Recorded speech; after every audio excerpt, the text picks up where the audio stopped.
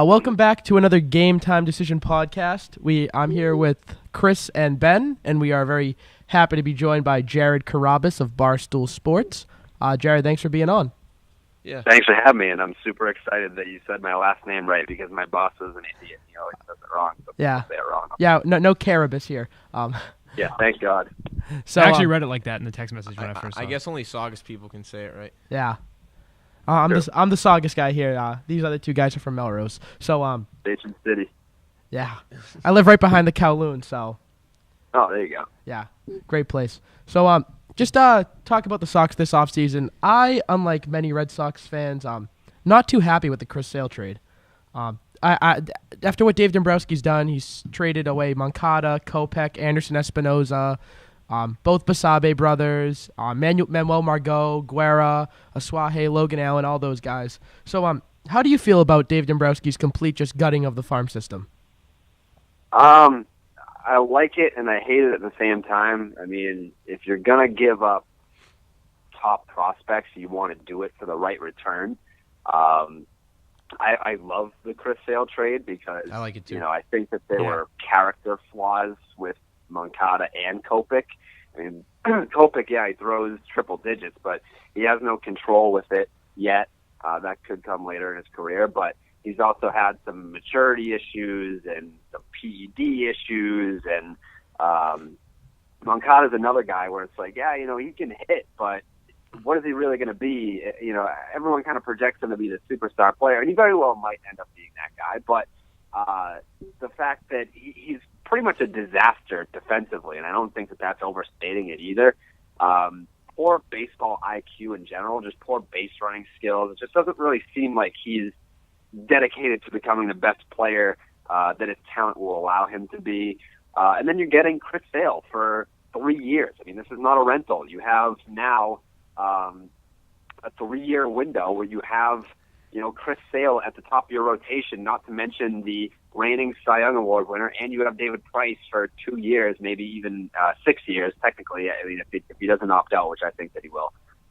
You're buying a chance at a championship, which is, you kind of got to do that sometimes. But where I don't like giving up the prospects is where the return is kind of questionable.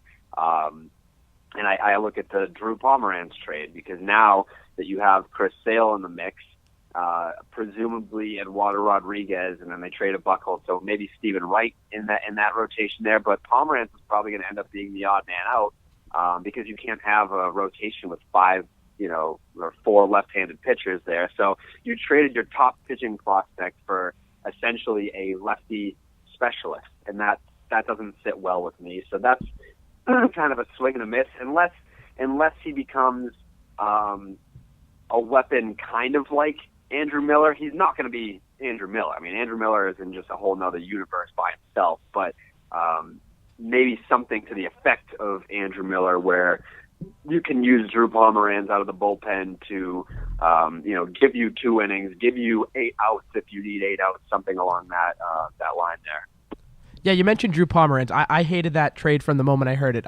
To me, I don't know. When I look at Drew Pomeranz, I kind of see a left-handed Gavin Floyd. They were both tall, they're both stiffs, and they were high draft picks, but just define mediocrity as a starter, in my opinion. Yeah, it's weird because when the Red Sox actually acquired him, he was like 4th in the majors at ERA. He was at 2.47. Yeah, and then you kind of just look at the entire body of work, and you kind of see some holes in that, in the sense that, he had a pretty solid ERA, but it was in the National League. It was in a pitcher-friendly ballpark, and he wasn't going deep into his starts. I mean, sure, it's nice to be considered a starting pitcher and to have an ERA that's, top 5 in baseball, but I would rather have a starting pitcher that gives me 7 innings and an ERA of 3.5 than a guy like Drew Pomeranz who's going to give you an ERA of 2.5 but not be able to pitch into the 6th inning. Hey, Jared, Ben here. I was just wondering, I was listening to some analysts earlier today on the radio, and they said that the Red Sox are primed for like an 8-year run of competitive playoff play. And since Joe was talking about how they gutted the farm system, I have a lot of confidence in this pitching, but the offense, I don't really know how that's going to work out. But how do you feel about that opinion that they can, remain very good for the next, almost decade. I don't know what they're basing that off of. I mean, you're basically looking at a 3-year window. Yeah, I guess I agree with that too, actually. Yeah, it's just, it all depends, too, because right now they have a great young core of talent between Mookie and Jackie Bradley and Bogarts and Benintendi and even Devers, who no one really talks about for some reason. But, I mean, he's crazy talented, and he's, by default, probably their top prospect at this time, maybe number 2, I don't know, behind, like, Jay Groom or something like that. But as far as, like, projecting that they're going to be great for the next 8 to 10 years, it's like, where's the pitching coming from? Because they have no pitching in the pipeline beyond Groom, which isn't the worst thing in the world. I mean, obviously, it's like he drew comparisons to Clayton Kershaw around draft time, but you never know what he could become. I mean, if he becomes an ace, that's great. But, I mean, look at what they just did now. I mean, they went out and potentially have 3 ace-type pitchers, and they're still not even really the favorites out of the American League. So if you're going to be contending for the next 8 years, you're going to need pitching beyond what you have now, because Chris Sale's going to cash in free agency. I mean, I'd be surprised if he were still here after 3 years. David Price, if and when he opts out, I highly doubt that the Red Sox are going to pursue keeping him. I think that they're just going to let him walk. And Porcello, I think, has 3 years left as well. So I don't project that far out. I kind of look at it as a more shorter window here. Yeah, I agree with that. I think that they're definitely in a win-now mindset. Going back to the Chris Sale trade, one thing that I was thinking of, and I don't know if the White Sox would have taken this, but I would have much rather have dealt Jackie Bradley Jr.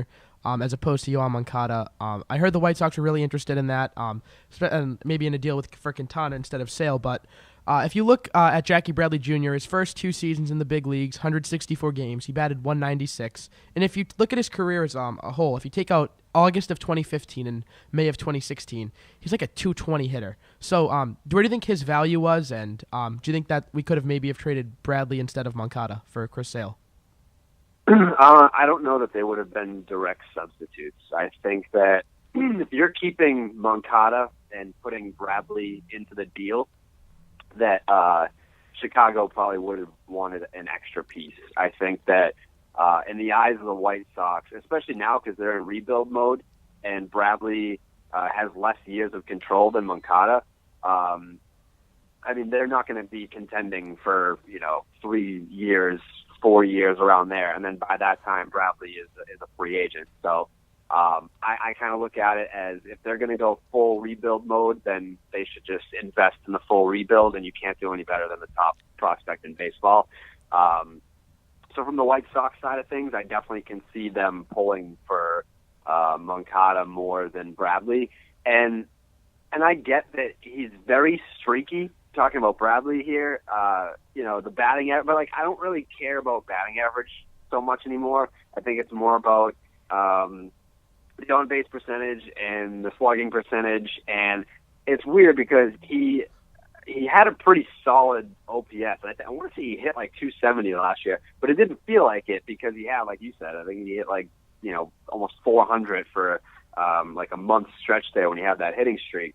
But what he didn't lose consistently was his power. So even in his down month, he was still driving in runs. He was still hitting the ball out of the ballpark whenever he was actually making contact. But I kind of keep looking at Bradley as just like a superstar player waiting to happen, because obviously it's in there. If he can go on these hot streaks, which he's been known to do, like a tweak here and a tweak there, and if he has the ability to get that hot for long periods of time, then there's got to be a way that they can kind of tweak his approach so that they can have more consistent results instead of just cramming a year's worth of production into like 1 month's time. Yeah, so you and Ben were talking about that whole win-now mindset, and I'm seeing that kind of parallel in Cleveland. They have a very solid starting rotation. Their first 3 guys, Kluber, Salazar, Carrasco, and even Tomlin's been able to show up now and then. Do you think that they will be a possible issue in the playoffs for the next few years for the Red Sox?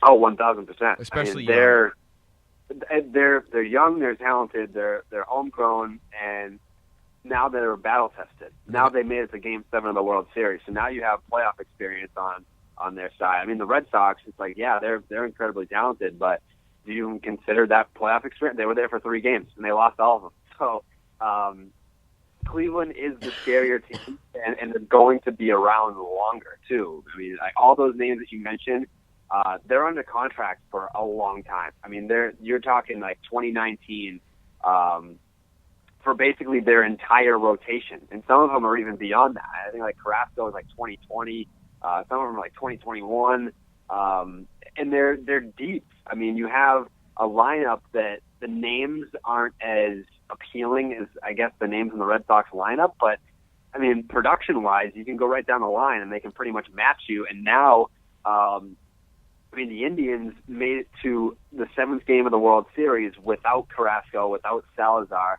and without their best offensive player from 2015 and Michael Brantley. So now they get their 2 top starters back, they get Brantley back, and then they add Edwin Encarnacion. So theoretically, they are the best team in the American League, and I really don't even see how it's debatable at this point. Yeah, and I really see Francisco Lindor turning into a Mookie Betts, the way he's been. Yeah, I mean, he's definitely that type of talent. And Jason Kipnis is another name. Brantley, I think that now that there's a spotlight on Cleveland, people are going to realize how good Michael Brantley is too. Because that year that he had in 2015, if the Indians had the season in 2015 that they had last year, Michael Brantley is probably like a top 5, top 3 MVP candidate. So that's the type of talent that they have coming back in 2017, which will make them that much better than they were last year. So, we talked about Yoan Moncada before, and I was doing some research into this, because, a lot of people, they say, well, he's just a prospect, so it's a 50-50 proposition. But I was looking at, through Baseball America, at positional players mostly because it's hard to project with pitchers. But out of the 18 number 1 overall prospects from Baseball America who are positional players, 15 out of the 18 have been all-stars, and then 2 of them who haven't are Byron Buxton and Jurickson Profar, who are both 23. So you look at those guys. You have guys like Chris Bryant in 2015, Seager in 2016, A-Rod if you go back, Chipper Jones, Mark Teixeira, Joe Mauer, MVPs, future Hall of Famers. So do you think it's more of a risk considering how well number 1 prospects pan out, not just like top guys in the farm system, but in all of baseball, like a consensus number 1 overall guy? Yeah, I mean, it's a huge risk, but you kind of have to look at it as the Red Sox have a really good chance to win a World Series in the next 3 years now, the way that they're kind of constructed with, yes, they lose David Ortiz, but the Red Sox scored 101 more runs than the next best team in the American League.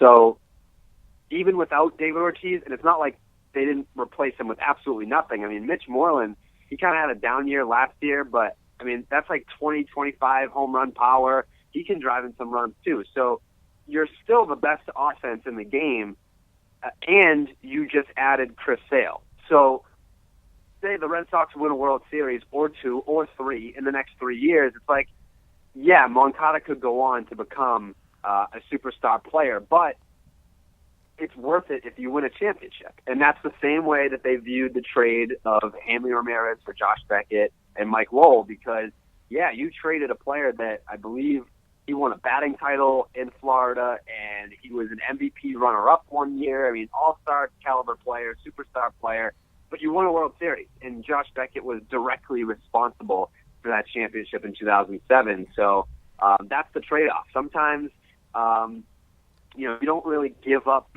a superstar prospect in hopes that they fail. They could still go on to fulfill their prophecy of becoming a superstar player. But as long as you get what you set out to do originally when you made the trade in the first place, then it all evens out. So I would say that, yeah, Moncada probably is going to become somewhat of a superstar player, but it hurts much less if you win a World Series with Chris Sale.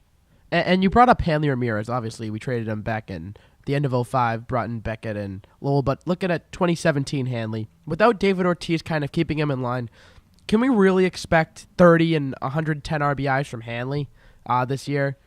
I just have my doubts about that. I don't really. I don't think that David Ortiz is the factor to be concerned about. There's two factors that should concern you.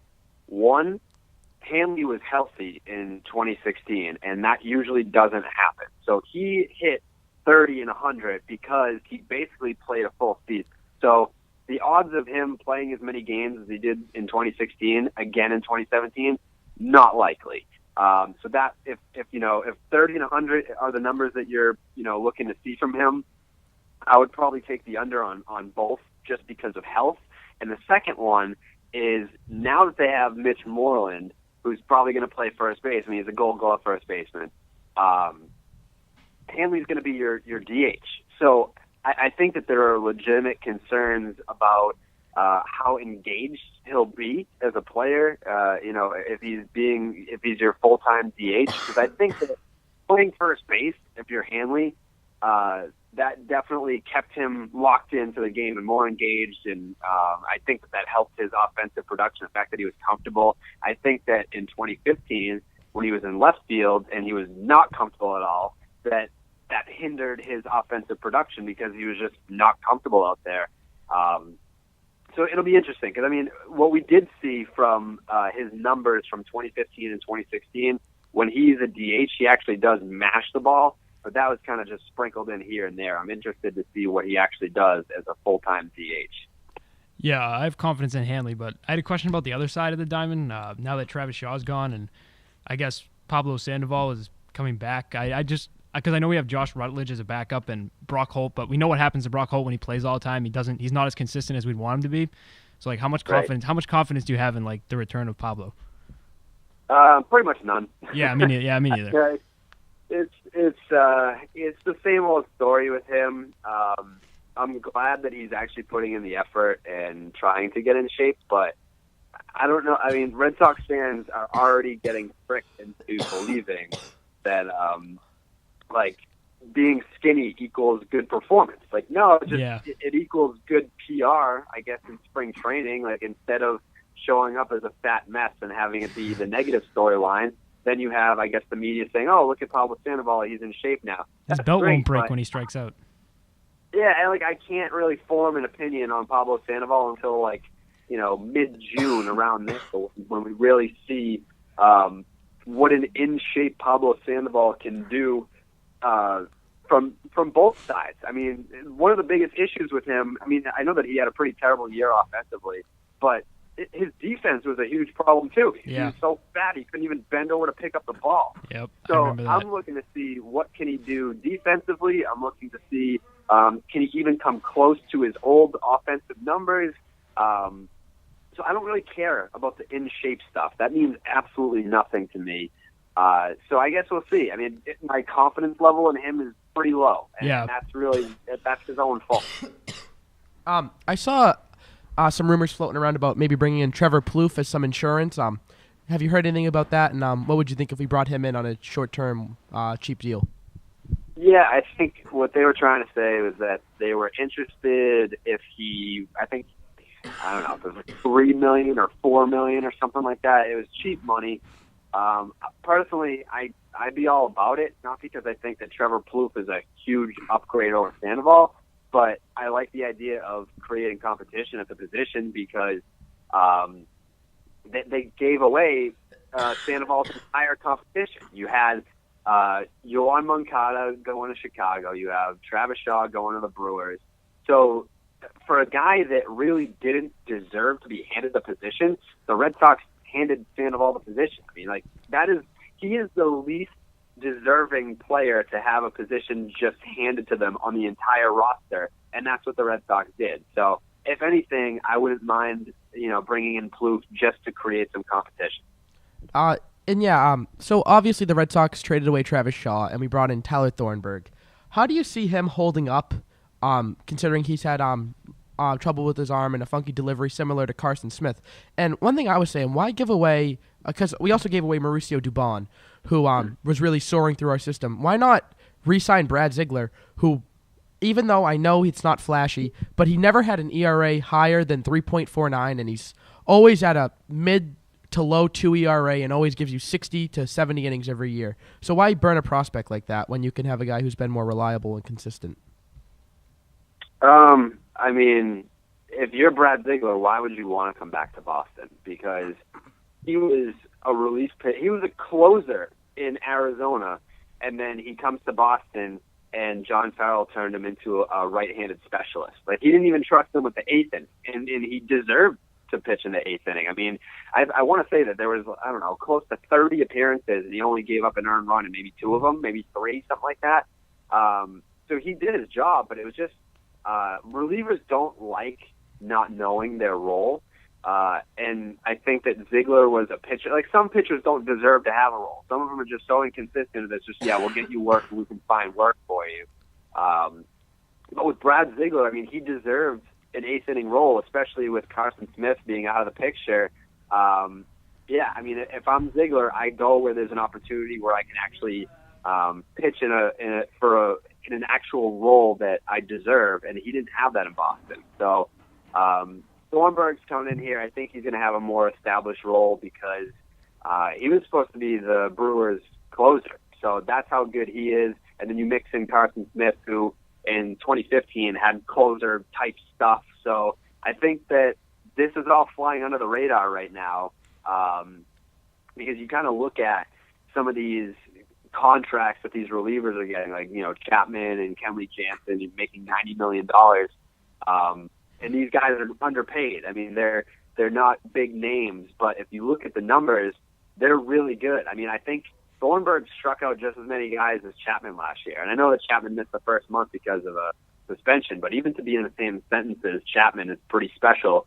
And then Carson Smith, too. I mean, he's a very, very effective relief pitcher. So now you have, and hopefully Kimbrel bounces back a little bit. I know that it's weird because he was great in save situations and kind of terrible in non-save situations, and I guess you'd prefer it to be that way instead of vice versa. But to have those 3 guys in the back end of your bullpen, that's pretty solid. And also, Joe Kelly is a name that I would look out for this year because he kind of found himself in the bullpen in like September. I think there were maybe 7 or 8 Red Sox relief pitchers that combined for an ERA of 0 in the month of September. So, yeah, I think that how good the bullpen is kind of flying under the radar here. Another move that kind of baffled me was Clay Buchholz. Why even pick up the option? Because they were saying the Red Sox wanted to get under the luxury tax, but to get a prospect who wasn't even in Philadelphia's top 30, according to MLB Network, wasn't in their top 30. I've never heard of him. I'm not sure many people have. But why even pick up the option if you're going to give him away for pretty much nothing? Because they couldn't really guarantee that they were going to end up with Chris Sale. I mean, once you bring in Chris Sale, they kind of have, I want to say they have almost an identical salary. So you can just sub one in and one out, and you pick up the option as kind of an insurance just in case you don't end up with the Chris Sale trade happening, because he was pretty close to going to the Nationals. I was actually surprised that he didn't end up there.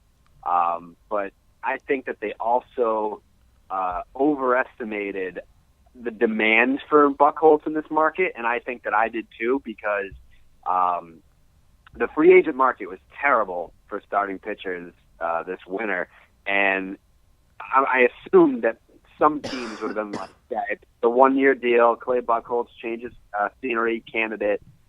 You know that he can be good if he's actually healthy. It's just, he's so hit or miss and he's so inconsistent, but we know that the talent's there. And the reason why they got, such a low prospect, if you even want to call him that, is because the whole point of trading him was to clear the entire salary. So could they have gotten a better player in return for Clay Buchholz? Absolutely. But they would have had to have eaten some of Clay Buchholz's salary, and that just defeats the purpose of the trade in the first place, because the whole purpose was to just clear his contract entirely. So you kind of just got to take what you can get. Yeah, I can understand that. I don't know. For a big market team like the Red Sox, it just kind of rubs me the wrong way. But another thing I was wondering about is Jose Bautista.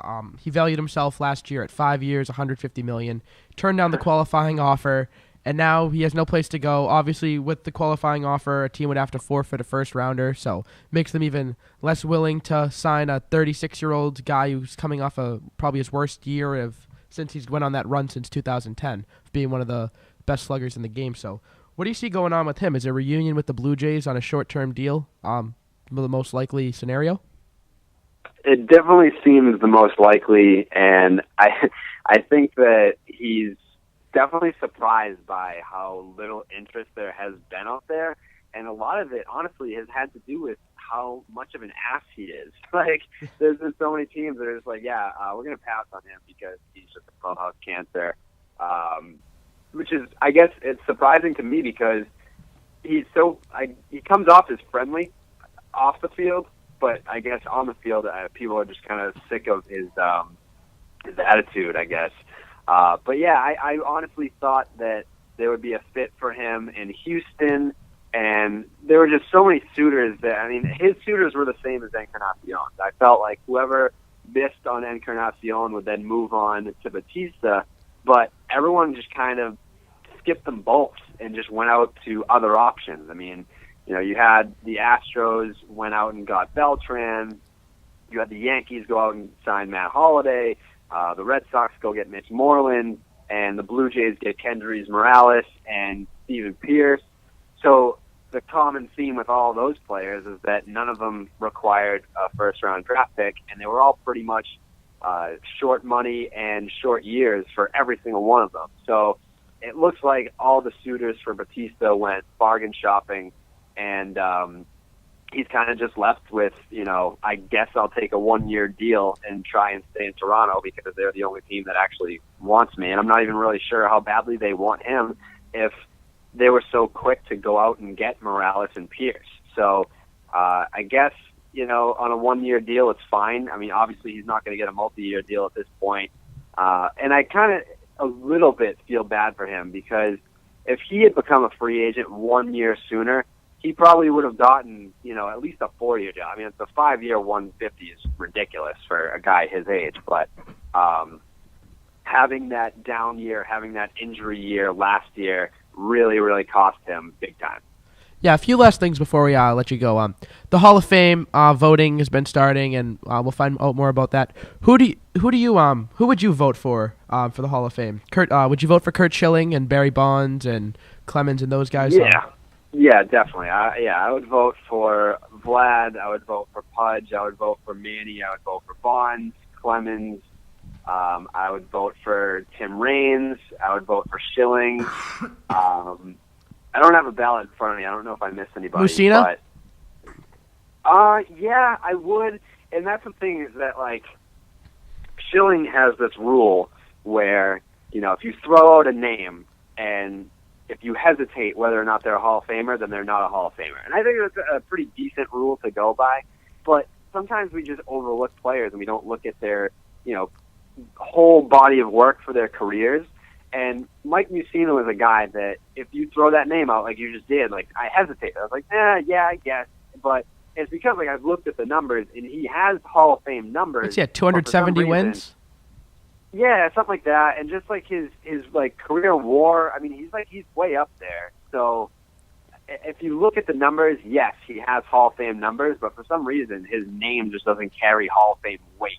But I wouldn't let that get in the way of actually voting for him because if you have the numbers, you should be in. Yeah, in my opinion, I think in terms of steroid guys, I agree with Bonds and Clemens, not so much Sosa and McGuire because they were more power hitters where Bonds could do it all. But for people who, I don't know, they're kind of hardos when it comes to that, like, oh, they did steroids, he cheated the game. I personally, even though he was never really caught per se, I think Piazza was definitely on them. So once you let a guy like that in, don't you think, like, you have to let guys like Bonds in because I think I'm like 99% sure Piazza was on them when he played. Well, Piazza admitted it in his autobiography. He said it's like a kind of a technicality though. Piazza said that he took Andro during his playing career, and Andro was legal at the time, so he didn't take anything. I mean, he hasn't admitted to taking anything illegal, but Andro has since been classified as a steroid. So if you put two and two together, yeah, he's admitted to taking steroids during his career. But I think the biggest one is Bud Selig, and I think that's why a lot of the voters are switching up and voting for Bonds and Clemens because, like, if you're going to put Bud Selig in the Hall of Fame, the guy who kind of turned a blind eye to the whole steroid era and let it happen, the guy that's almost directly responsible for the steroid era taking place, then, I mean, what difference are the players? And the other thing, too, a guy like Tony La Russa, a manager that's in the Hall of Fame. So if you can win a World Series with players that were on steroids, and you can have the commissioner who allowed players on steroids, then why should the players be any different? I mean, it's all under the same umbrella, and I think that baseball fans are really, really smart, so they can make their own assumptions. And I get the idea of, the old time baseball fans saying, I don't want guys like Barry Bonds and Roger Clemens being next to the likes of, Hank Aaron and Ted Williams and the guys who really earned it. But it's a baseball museum. Like, let's not lose sight of the fact that this is the definitive baseball museum. How are you going to have a baseball museum that doesn't include the guy who hit the most home runs, won the most MVP awards, and the guy who won the most Cy Young awards? Like, how are you going to omit those? It makes no sense. Like, let the fans make their own decisions. They know who took steroids, and they know who didn't.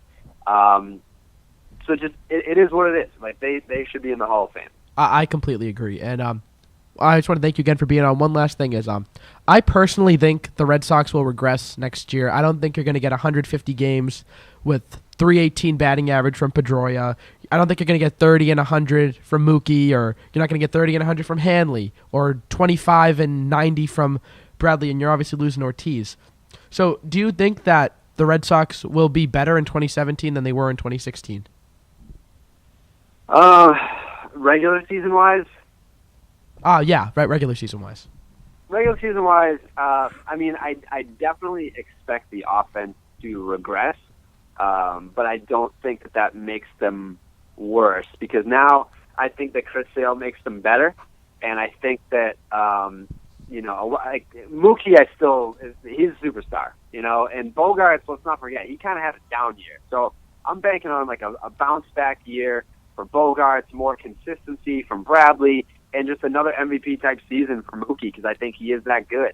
And then, you're adding Benintendi, too. This is a full year of Benintendi when you had last year, essentially, you didn't even have a left fielder last year until he came along in August, and that's another guy who's potential superstar-type player. So where you lack in Ortiz, you can kind of make up for it with, different contributors in all other areas. I mean, they didn't go out and sign an Encarnacion-type player to just straight up replace Ortiz, but you can kind of look at this lineup and say, if this guy does a little bit here and this guy does a little bit there, you can at least get somewhat closer to the production that you lost in Ortiz with a more balanced lineup instead of depending on that one guy. And like I said before, the bullpen is better. The bullpen is much better now that you have Thornburg in there. You're going to get Carson Smith back around the All-Star break, and you just added the best left-handed pitcher in the American League. So, I think that is it a slam dunk to say that they're going to be better in 2017? No, because I think that your concerns over the lineup are valid. But like I said, the gap between them and the next best team was 100 runs in the American League. So they can regress offensively and still be the best offense in the American League. I guess it all comes down to health. I know that sounds cliche, but I think if Hanley stays healthy, he's going to produce. If Pedroia stays healthy, he's going to produce. But you also can't bank on those things because, again, Pedroia has a history of injuries, and so does Hanley. So a lot of this all comes down to health. All right, thank you. Again, Jared Carrabis from Barstool Sports. You can follow him on Twitter. He's a lot more followers than we do. He's also on CSN, and just thank you again, Jared, for coming on, talking with us. We really appreciate it. We'd love to have you on again. Awesome. Anytime, guys. Take it easy. Happy New Year. Have a good one. Yeah, thanks. Happy New Year. So we're here going to talk a little Pats right now following the interview. Ben just put up a nice article about Brady and Rodgers and just the talk from some respected sports analysts on why some like one and not like the other and stuff like that. Yeah, it's about how they're perceived by everybody and the unfair treatment that Tom Brady gets sometimes. And I just analyzed that, and I analyzed their seasons and who really deserves to be the league MVP in the end. And, last week the Patriots stomped on the Jets. Some of us did not expect that. Others did. You are right, Chris. They were a mess. They are a mess. And I think my problem is I'm a little bit traumatized from the 2011 playoff loss to the Jets. I'm stuck in 2011 where I still think that Revis is the same Revis, and guys like Wilkerson and Richardson and all those guys are elite. Kind of like they almost were last year. They had an elite defense last year, and I guess I'm kind of stuck in the past. So, yeah, the Jets, they stink. They're putrid. So I'm happy. It's not like I want the Jets to beat us, but big game versus Miami. Home field advantage on the line.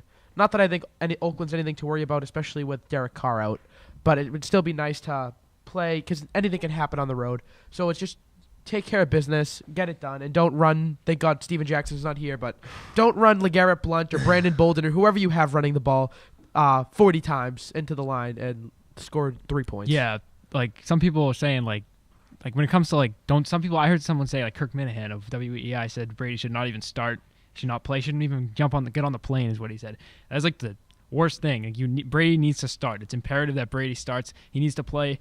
Unless they blow them out, which I don't see happening. I see them winning, but I do not see them blowing them out like anything like the Jets. He needs to stay in. He needs to secure the win, and he needs to throw the ball. And they need to go in like they're playing like an important game because this is an important game. Home field's important. Don't overrate it. They need it. I will say, I think the Patriots could win with Garoppolo and maybe boost his value. I would start Brady, but I can kind of see the argument from rest Brady and you're good enough to win with Garoppolo because. I think Garoppolo's a good quarterback, and I remember coming into the year, Chris was like, and you and Mark, both of you were saying like, well, like could his value go down? And his value's sky high, and I think that he'll continue to prove us right. Well, I mean, he played good in the 2 games, right? Yeah, he played very well in the first 2 games. Yeah, you can't play good, but I think it's still too early to tell what he's gonna be. But I think a team will give you a first round pick for him. Currently, he looks like he's going to be a very nice quarterback, but I still think it's too early to just know what his future will be like. And I'd still say trade him. Oh, absolutely. At the end of the year, whether he plays, if he plays again, good or bad, just trade him. Yeah, I think you'll get a first round pick for him. You might get a 1 and a 2 for him, because you look Ben. Listen, the quarterback market is so thin. Yeah. There's only a few good ones out there. Yeah, I know. Look at Brock Osweiler last year. Played not nearly as well. What was his contract? Wasn't it something ridiculous? It was like $37 million guaranteed, 72 total. I want to say. Yeah, it was like 5 years, $72 million. Yeah, it's a lot of money. Yeah, something absolutely ridiculous. So if you're giving that to Brock Osweiler, not to mention that you still have 1 more year of Garoppolo at a very cheap cost. So and then you'll be able to franchise him and. I don't know how I feel about Jacoby Brissett. Like some people say he's like really good. He looked horrible in that one game against the Bills. Like he looked horrible, and against the Texans, Garrett Blount just ran all over them, and the defense played great in that game. So I don't know. I don't know. But some people bank on Brissett. Like he's just gonna be great backup, and he's gonna be good. I don't know. You don't know.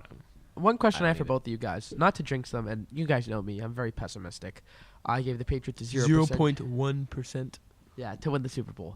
But now... Wait, why? Because of Gronk? No, because of the defense. But because he thinks the Seahawks are like a god squad. I'll tell you, Richard Sherman is sinking the Seahawks into the ground. Everything he's doing is causing them to get more controversy. Like with that stuff he's saying about the media and skipping his press conference. Like, who does he think he is? Like, you think he's bigger than the team? Well, he's the best cornerback. Russell Wilson looks very, very good. Yeah, Russell Wilson. Did they win that game? Sure. I don't think so. Well, he's still an elite quarterback. But what percent chance do you give the Patriots of making it to the Super Bowl? I give them a solid like 80%. What do you give them, Chris? 3-4-75. I honestly give them a 95% chance of making it to the Super Bowl.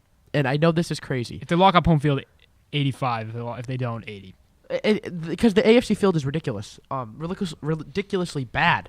In my opinion, the 2 best teams to give the Patriots a run for their money, the Broncos and the Ravens. 2 of the Patriots played in back-to-back weeks. Those are the 2 biggest challengers, in my opinion, and they're both out of the playoffs. I did a little article just summing up the field, and it's pretty funny. So yeah, we have got the Raiders, the Steelers, and the Texans, and the Chiefs, and the Dolphins. Oh, for those are the 2 wild card guys. Yeah, I don't see them losing to any of those teams. I think the Steelers, especially in Gillette. I think the Steelers should give them a run for the money. No chance. When they played the Steelers, Big Ben wasn't playing. Right? Brady destroys that defense, and Big Ben cannot rise to the challenge when he plays in Foxborough. He's horrible. If they were playing in Pittsburgh, I'd say maybe. So who do you think the most formidable opponent is? The Chiefs. Yeah, I guess I'd have to go with the Chiefs. I still think the Patriots can beat them easily, but yeah. They're the most complete team because I think they have a very good defense. The Steelers' defense, other than Ryan Shazier, no one's good. Offensive lines for the Patriots, I have a lot of confidence in. Yeah, Dante Scarnecchia, thank you for coming back. Joe Thuney. Joe Thuney, friend I of the love that program. guy. Only player to play all offensive snaps for the Patriots the whole season. He's Really? He's Yeah. the Joe Thomas of the Patriots. The Jason. Hey, they got the same first name, same last name, first letter, same last name, first name, JT. last name, 2 letters. Yeah, Wow. yeah. That's just crazy. That's just a miracle. That's serendipitous. Whoa. So, yeah. And then once you get to the Super Bowl, if I were to rank the NFC teams currently, the playoff teams, so I'll go 7 because the NFC picture isn't completely full. Because the Redskins could make the playoffs if they win. It could be the Lions, it could be the Packers. But so if I were to rank the teams that I fear most playing in the Super Bowl, number 1, the Giants. Number 2, the Seahawks. Number 3, the Cowboys. Number 4, the Packers. Number 5, the Lions. Number 6, the Redskins. Number 7, the Falcons. Yeah, I actually agree with that completely. I could see if they play the Falcons, it's over. They're going to destroy Who'd the you have Falcons. third? Third, I had the Cowboys. Okay, so you said Giants, Seahawks, Cowboys. Yep. Okay. And those are the 3 teams I fear most. And then I go Packers. Yeah, I agree with that completely. Those are the only teams I give them a Yeah, shot of so- losing. I think if we played the Redskins, who I love Kirk Cousins, their defense is just terrible. The Falcons, they're a joke, and the Lions don't do it for me. Falcons aren't a joke. I can see Matt Ryan. They're not beating the Patriots, though. Yeah, they aren't. The They Cowboys and the Seahawks scare me equally.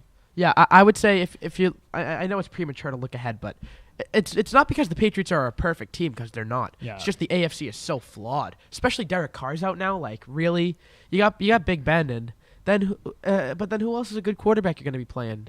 Ryan Tannehill's out too.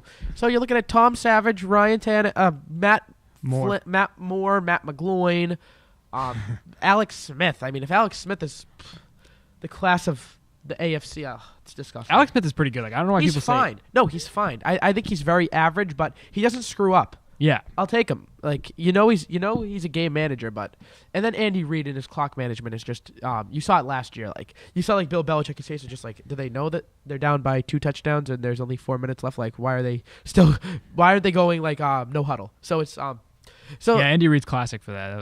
and especially if we were playing in Arrowhead, we obviously remember last time the Patriots played in Arrowhead, that debacle. Yeah, but that was just a fluke. That was Yeah. But still, the flukiest of all flukes. But playing it at home, I think the Chiefs are a type of team who will always keep it close. Like, the Chiefs won't get blown out. Yeah, like they only lost by a touchdown last year. Yeah. Even though it felt like the Patriots dominated that game. Yeah, but the Chiefs will keep it close. They're definitely not someone to laugh at like the Dolphins or the Texans, but Patriots should win. Like I said, 95% chance of making it to the Super Bowl. But if they're playing the Seahawks, I'll give them, I don't know.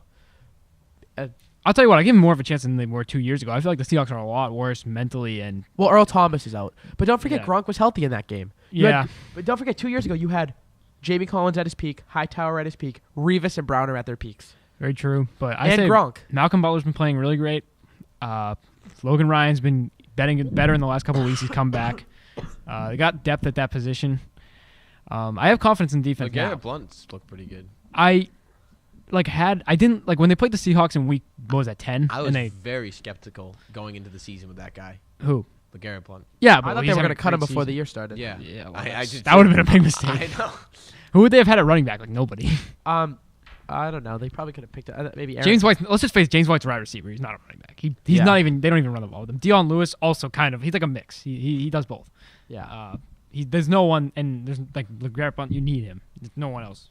Yeah, he's been a pleasant surprise. I think the offensive line is probably a big reason why LeGarrette Blunt's had a Who resurgent was it year. who talked about LeGarrette Blunt positively? Was that Phil Perry? Phil Perry. Yeah.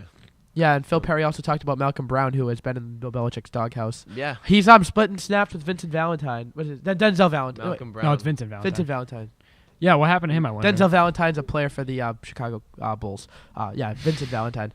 Screwing up the Valentines. Bobby Valentine, Vincent Valentine. Yeah, Denzel Valentine, whatever. Yeah, he's splitting snaps with Valentine, and then Malcolm, and then what's his Marcus name? Cannon. Alan Branch. No. Alan Branch is really good. I like Alan Branch. Too bad he Yeah, so 'Cause that was almost got another screwed. guy Phil Perry talked about. yeah, he had high praise for Malcolm Brown, and I don't know, maybe he'll step up. You know, they're saying like a few weeks ago he's playing 70% of the snaps. Last week he played 29% of the snaps. Yeah, he only came in like the fourth quarter or something like that. Yeah, so this is going to be a really good week for the NFL. Yeah, really exciting. A lot of good games. Honestly, I'm most excited about the Redskins game. As you guys all know, Kirk Cousins fan. Yeah, they're in the hunt.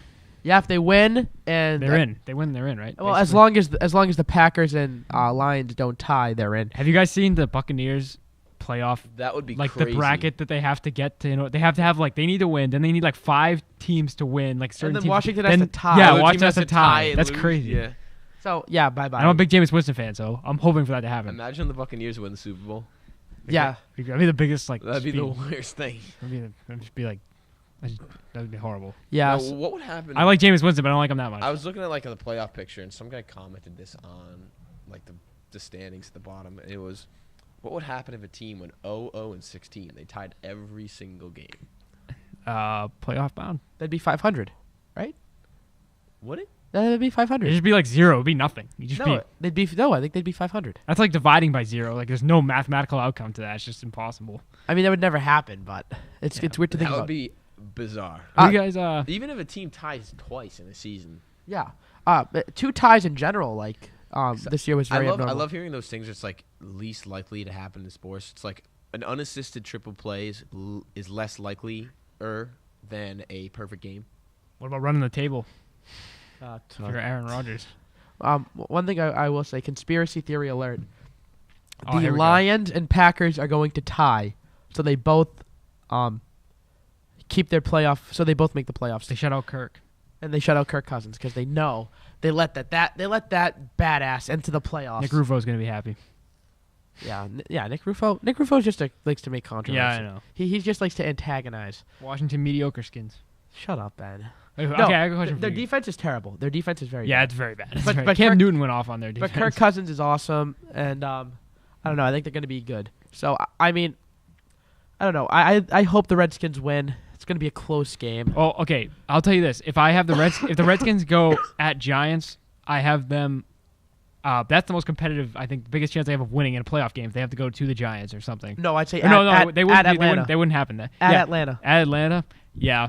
Seahawks, no way. No. Packers, if they ever had to play the Packers in the playoffs, they'd win. The Packers would win because their defense. Oh, is so because bad. Aaron Rodgers is so good. Well, no, but think about it. Like, Aaron Rodgers is one of the best players in the game, right, Ben? well, it's because of how bad the Redskins' defense is, and Not the because Packers' Aaron Rodgers offense. has 36 The touchdowns Packers' and 7 offense picks. is very, very good. It's very underrated. People say, "Oh, Jordy's hasn't been healthy." Jordy's been healthy the whole season. He has 14 touchdowns, 1,200 yards. That sounds like healthy the whole season to me. He had like 6 touchdowns in the first 4 games. That sounds healthy to me. I don't know what people are saying. What about their people saying he quarterback? just got healthy? Aaron Rodgers. Well, he's definitely been playing hot lately, but he didn't play good during the middle of the season. Okay, both of you guys. 2 questions. Who is your NFL MVP, and who do you think is going to win the MVP? Not based on your own opinion. My MVP, Kirk Cousins, Okay, because so I need a real one. I'm serious. He plays on a bad okay. team. His Well, bad this defense. question's ruined. And I think that he's brought it. But no, bias aside, MVP. I don't know. I was leaning with Derek Carr. I'd still go. He's Derek out of Carr. it now. There's no way he can win. What, he missed one game?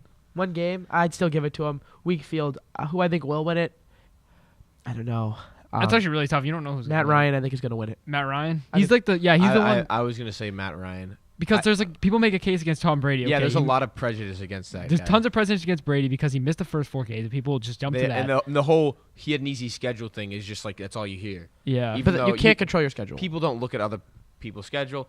I liked the fact that you brought up games where Aaron Rodgers played badly against bad teams. Yeah. Yeah, he Like did. he blew it against the Titans. The Titans. Yeah, they lost even though the defense was horrible in Like, that game. They got still blown out by doesn't matter. Kirk. They in the For- second half they were horrible. The Packers offense didn't do anything in the second half. Stuff like that should go into consideration. Against the but Giants, I when bet the Giants were really bad in the beginning of the season. They were 2-2 at the time, and they were I missing. used to think Zeke was a likely candidate. I don't think he's going to win. He's actually 3rd in the odds to win. I don't think The odds go Brady, Ryan, Zeke, and then Rodgers. I would be pretty surprised if it went to Zeke. I love Zeke. Honestly, if Zeke won it, I wouldn't be upset. I No, wouldn't. I just I don't want. wouldn't I be don't mad. want I Rodgers was- to win, and I don't care if Brady wins or he doesn't. I just want Brady to win the Super Bowl. But Yeah. like, if Brady does win it, like I'll Won't be, be like, he upset. deserved that. Like there are people out there who say like if Brady wins it, they'll like literally throw riots in the streets because he didn't deserve it. Like that's not true. No, like bias aside, if I were a voter for MVP, I would vote for Derek Carr. I don't think the Raiders are that great of a team, and I think that he's just shown leadership beyond his years, and he's played unbelievably Better well. than his brother. Definitely better Yeah, than his brother. I saw this thing. It was like asking like an NFL executive or someone like involved in that. It's like why do you think Derek Carr slipped so low in the draft, like second round? He goes, because of David Carr. Yeah, it is. It literally is. I mean, they look alike. I mean, both quarterbacks, both D names. I mean, there's not that much different between them. Except one can play and one I'm not can't. gonna lie. I would have been scared. I would have been like, oh god, he's gonna be just like his brother. But I mean, if he still stayed healthy and wins the playoffs, but since he got hurt and he is not gonna come back. What, one game? Okay. Well, the playoffs matter too, don't they? No, playoffs don't matter in the Really? MVP. No. Oh.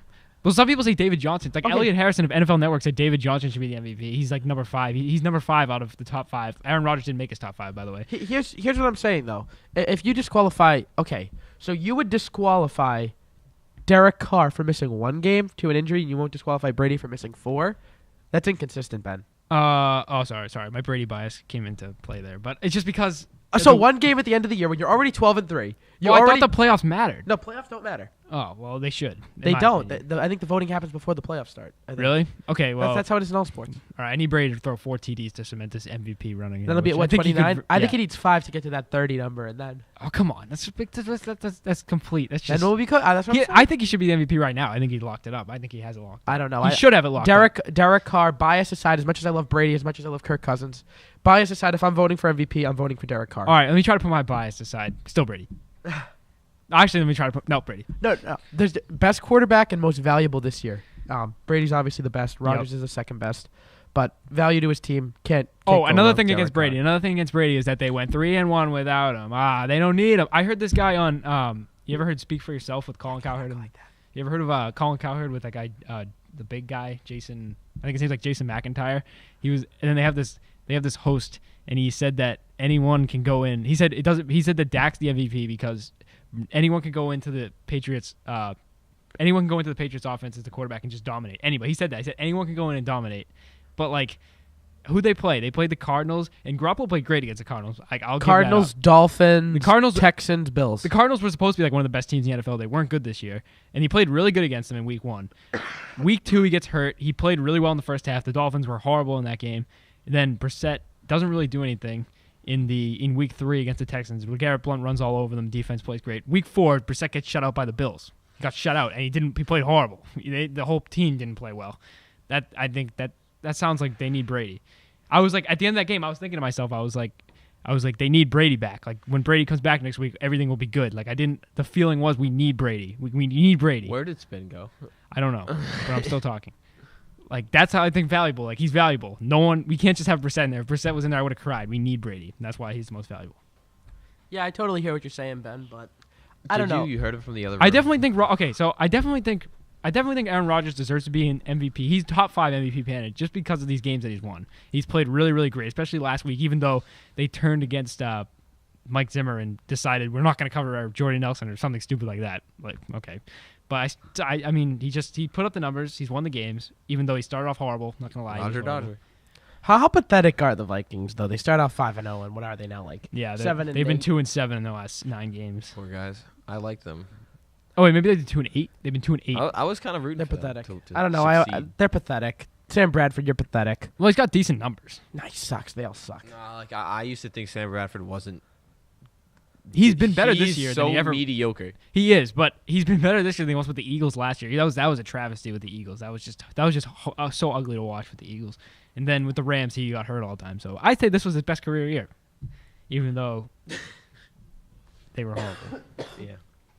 So. But the Browns are pretty good because they won. Yeah, that was spectacular. Yeah, it was a And they Christmas did it, miracle. And that was my wish. I think I was the only one. I guess someone's wish was for Mike McCoy to get fired too, because that's definitely going to happen after they lose. It to was the kind Browns. of funny watching how was it the Chargers, right? Yeah. Yeah. The Yeah. guy he muffed the snap or something like that, so then they couldn't spike the ball because it was 4th down or something like that. Yeah. So they have to kick the field goal. And they had to run out there. I was watching as that. the clock's dropping. Classic it was, Browns. It was a Browns finish. Classic And, Browns. you know, hey, maybe they'll get a streak going because they had That streak, they have one game left. they had a losing streak of like 18 games coming from the end of last season. Oh yeah, the last game they won was under Johnny Manziel. And even more importantly, the 49ers won, so the Browns still are in line for the number 1 yeah. overall pick.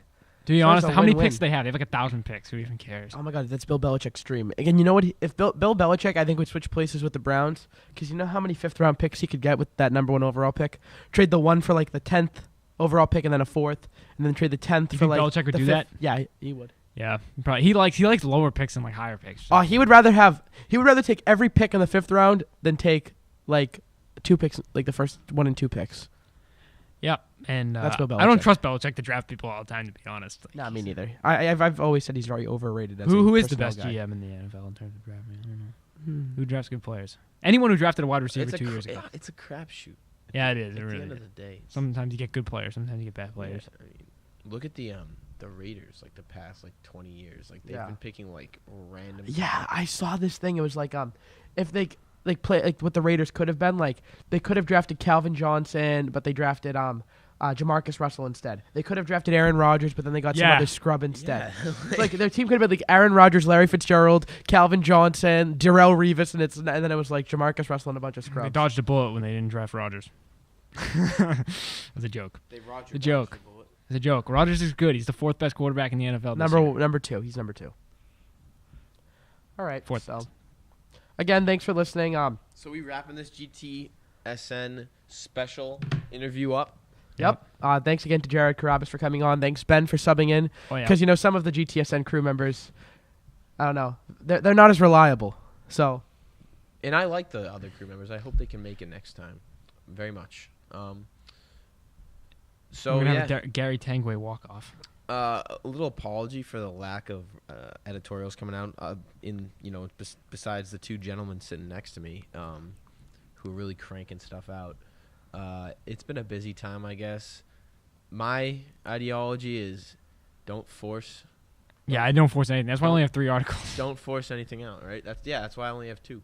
Or maybe I have 3. I don't really know. But yeah, thanks for being a fan.